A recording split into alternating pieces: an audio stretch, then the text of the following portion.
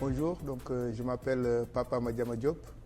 Je travaille à l'ISRA, je suis chercheur en machinisme agricole et je suis en même temps directeur de l'unité de production de semences de l'ISRA.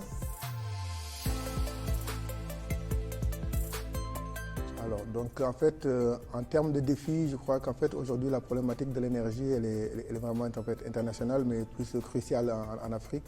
Et au Sénégal, on a vraiment le coût d'énergie qui est électrique qui est vraiment important. L'accès n'est pas très facile.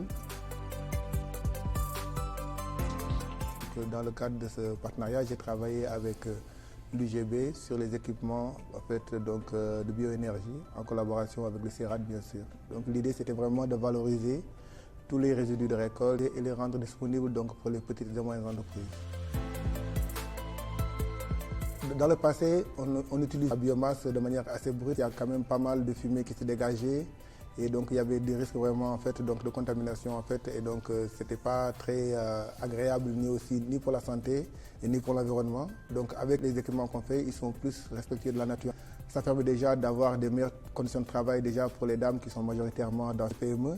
Et ça a aussi permis de créer en cas de l'emploi. Le fait d'avoir des foyers développés et améliorés permet non seulement d'employer déjà des ingénieurs ou en cas des techniciens supérieurs qui font des écoles de formation pour vraiment améliorer la production locale. On va passer vraiment de l'artisanat à du semi-industriel, en tout cas plus structuré. Et ça, c'est quand même des emplois qualifiés qu'on est en train de créer. Et même, il y a même des curricula qui sont en train de développer dans le cadre de ce projet-là.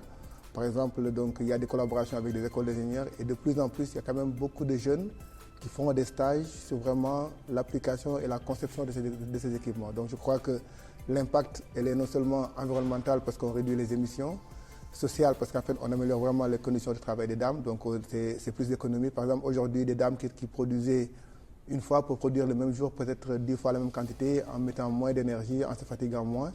Et aussi, ça aussi rend attractif vraiment ce travail de transformation. Et ça, je crois que c'est quand même un impact économique, social et environnemental qui est important. Et surtout, moi je dis, c'est plutôt, comme je suis machiniste et j'ai beaucoup travaillé sur les équipements, c'est vraiment l'insertion des jeunes ingénieurs qu'on forme au Sénégal, en tout cas des technologues, dans vraiment le tissu industriel qui est en train de se tisser au Sénégal.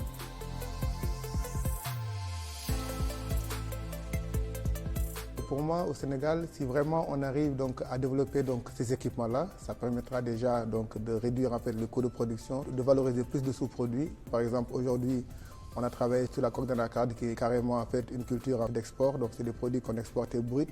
Et aujourd'hui, on donne l'opportunité au Sénégal de pouvoir vraiment les transformer à bas coût. C'est vraiment intéressant, c'est un marché international. On a aussi des sous-produits comme la balle de riz aussi, qui sont vraiment nocifs pour l'environnement. Parce on ne sait pas les réutiliser facilement. Et dans le cadre de ce projet, les technologies développées permettent, par exemple, de valoriser ces sous-produits en énergie. Par exemple, on a travaillé aussi sur d'autres technologies dans la transformation de riz sur les décortiqueuses. Et cette technologie-là est à base de balles de riz. Je crois que tous les sous-produits valorisés nous permettront en tout cas de vraiment réduire le coût de production et d'être compétitifs sur la transformation et ajouter plus de valeur ajoutée sur tous nos sous-produits qu'on exporte vraiment parfois par défaut d'énergie de transformation.